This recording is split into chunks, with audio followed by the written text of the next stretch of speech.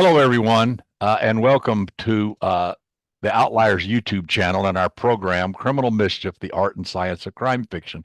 I'm your host, DP Lyle, and I have a very, very, very good friend and special guest today, Jennifer Dornbush. And Jennifer, welcome to the show. Thank you for having me. Yes, let me ask you this. What would you call your forensic title? What would you call yourself? I know, right? I just I usually just say forensic specialist just because Right. it kind of covers a sort of generic, Exactly. scope of where I've been. So Well, let's talk about how you got into this, because you have a fascinating story and it relates all the way back to your childhood that you had your first interface with forensic science. Tell us yes, about I always joke that like I had no choice. I was born into it. I was born into forensics. Kind of runs through my DNA. So yeah, I really have a lifelong experience with it, whether I, wanted to or not. My father was a medical examiner for 3 counties in northern Michigan, and the office was in our home.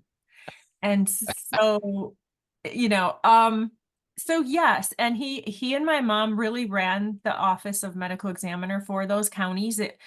And everything, sometimes even the bodies came home. So from a very, very young age, perhaps too young, I don't know, we'll see. I guess I turned out okay. I was exposed to this world of death investigation, of um, criminal science, forensic science. Some of our best friends were morticians and detectives and police officers, and uh, literally it was a kitchen table education. So, it was not uncommon for me to come home and there would be files or photographs on our kitchen table. My dad would be, this is like when the VHS, the VCRs were coming about, and he wanted to videotape his autopsies. So he would set up the camera and videotape them. And then he wanted, to make copies. Well, in order to make copies back in the day, for all of those who don't know how the old school way of doing it, um, you had to, you'd have 2 VHS players and you'd run one and then you'd copy it on the other, just like you would a cassette. So he'd be running this on our, we only had one television in the house. So there'd be like autopsies running on our television screen, any time of the day. um, so yeah, that's just a very small snippet. But yeah, I just really learned about how death investigation and forensics worked from really the time I was very, very young. And then I have sisters, and we all sort of grew up in it and started to help we would help my dad and mom with things. Sometimes it would just be as simple as paperwork, but then you get to see everything, right? You're reading autopsy report. So I'm like a 15-year-old reading, a coroner's report, an autopsy report, and Wow. how and asking questions. And dinner time conversation was like, oh yeah, I investigated this really interesting fatality today, or let me tell you about it. So yeah, so Not that's your typical, not your right. typical around the table conversation. Exactly. So At what age did you decide that this was the direction that you were going to go professionally? What, um when did you make that decision? yeah, so always knew I was going to be a storyteller. I remember declaring it when I was in third grade. And that I remember being very young and I was the kid who would like write plays and like force my sisters and my neighbors to play the parts and stuff. So I was a storyteller from a very young age, but connecting my sort of criminal, forensic science, death investigation background to my writing actually took a long time. Yeah. Um, it took me until, well, I was sort of late to the game. I had a couple other careers before I actually dove into professional storytelling. And when I did, I started as a screenwriter. So when I started as a screenwriter, and I was late 20s, early 30s when I really And you were already working in the forensic world by then. well, I wasn't All right. actually. I was Okay. doing other things. Okay. Yeah, I was teaching, I was working marketing, public relations. I worked journalism for a long time. So in a sense, I was always storytelling, but once I started to say, no, I want to be like a professional storyteller. Like, I want to tell stories. And I went for training, and you start, as you know, like you sit down and you're like, well, what am I going to write about? Right. You have to start thinking like, what kind of stories do I want to tell? Who am I? What do I want to bring to the world? And as my mentors started encouraging us to brainstorm and figure out this question, all these stuff started to bubble up of all these experiences that I had as a kid, and all this sort of stories centered around my very unusual growing up. And I just had never really paid them any attention because for one, I was a little bit embarrassed when I was growing up. Like, I was like, nobody knew. This was like so pre CSI. So it wasn't cool, right?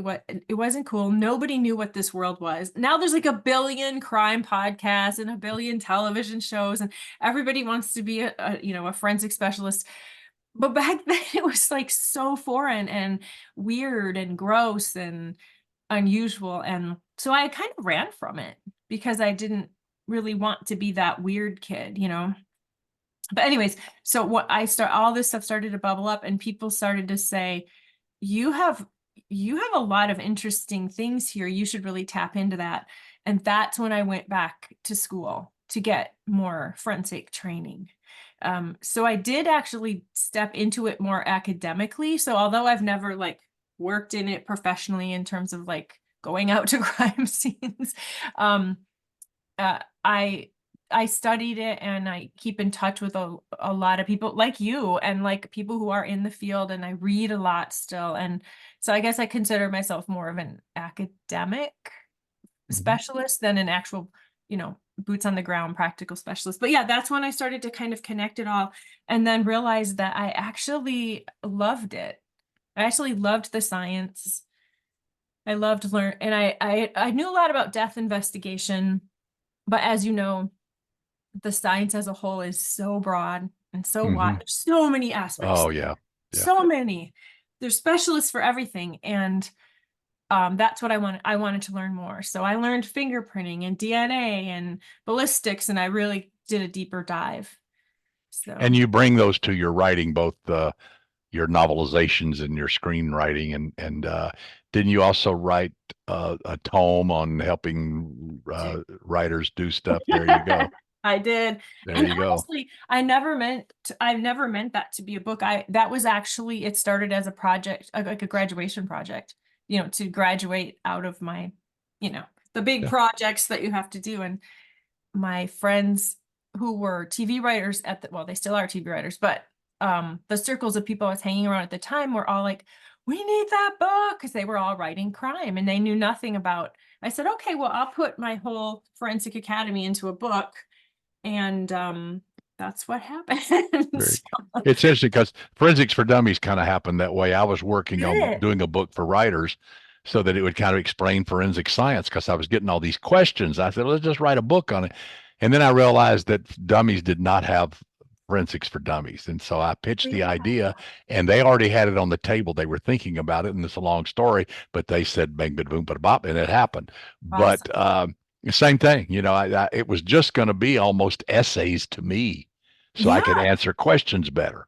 And right. then I said, well, let's put this in a book. And then it evolved on into that. So anyway, And that's thank you for that. fascinating story. I have that book, and I think all of your books.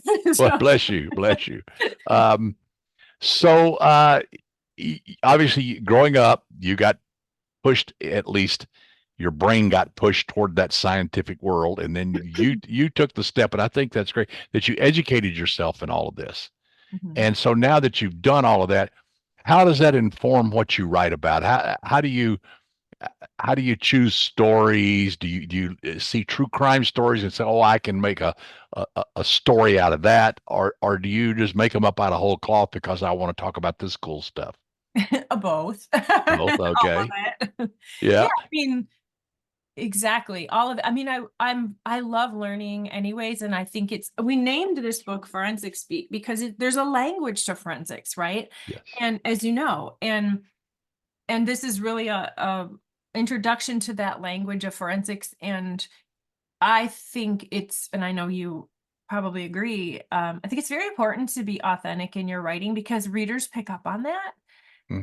and viewers pick up on that. And I wanted to learn how to speak forensics better. And so it completely helps me every day because I know the language. It's like any Right. language, right? Like if you learn French and then you pick up a French newspaper, you can read it. It makes now you know something from a different world more authentically. But I'm always like you, like it, so I can, it's kind of like you can delve into that culture, right? Like if you speak French, you can delve deeper into that culture. And same with Exactly. forensics. When you know the language and you know how it works, I can delve deeper into Hmm. that world, and that helps me find stories and helps me understand stories better. Hmm. And as you know, one of the most important things about creating a story is creating conflict. It's Hmm. all about creating conflict with for your hero to overcome. And so the more I felt like the more I understood the sort of the conflicts that are in forensic science or the things that investigators um, run up against, it adds to the conflictability Yep. Yep. of Yep. my own stories. Yeah. Yeah, and there's also that conflict between the people and the science. Yeah. How do you use that, and what does it mean, and how do you Yeah. interpret it, and all of that. Which, when I talk to professionals, whether they're doctors, lawyers, or Indian chiefs, whatever, uh, the tendency is that you know so much about what you're writing about, Hmm. and how much do you tell the reader? How much do you trust the reader? How much is too much, and how much is too little? And how do you personally, when you approach that, like you're going to talk about something in toxicology, say, how deep in the weeds do you go? Yeah. And then do you really need to? Do you not need to? And how do you flavor it? So that the reader's not lost, but the reader's not reading a textbook. Right. Because I'm such a nerd. I love all that stuff. Yeah, Like I love going exactly. into the We weeds. both are. Right. I love it. Um, but I mean, sometimes I don't go deep. I kind of have to trust critique groups and my Mhm. editors because sometimes I realize, especially when I first started, I was going too deep and they were like, "Whoa, like too much." And sometimes now editors will be like, "Oh, we could use," or my critique partners, or whatever, say, "Oh, we could use a little more detail here. Like, get into the grimy forensics. Like, that's your thing. Do it." Yeah, And so I'm often getting that. I'm yeah. often weighing that feedback. It's a tough tightrope to walk. It is. Yeah, it is, and How do outside you do it? feedback is Yeah. important. Yes, How do you yeah. manage all that? Like, what's I your? I usually I usually try to follow the general rule that Mm, if it takes more than a paragraph, four or yeah. five sentences to explain it, uh, then I'm probably giving them too much. Hmm. And sometimes jargon doesn't even need to be explained because of the context. And plus, in this day and age, as you well know, so many people have watched so I many know. crime shows on TV that they kind of at least think they know everything about Right. forensic science. But the point is at least they know the terminology. And like you said earlier, the hardest part of learning any new thing, whatever, Right. especially in the science world, is getting the vocabulary down. Right. Once you can define the terms, the rest of it's pretty easy. Exactly. Yeah, but you got to learn the terms. Yeah. Exactly. Yeah. So what are you working on now? What's coming next, and all of that? Yeah, so many cool things. I'm so happy this year because I've sort of put everything else aside except for my writing. Good. So I have some, Well, but before you do it, let's talk about this. yeah, yeah. Let's Oh, talk about this story look at there. because this is a great story.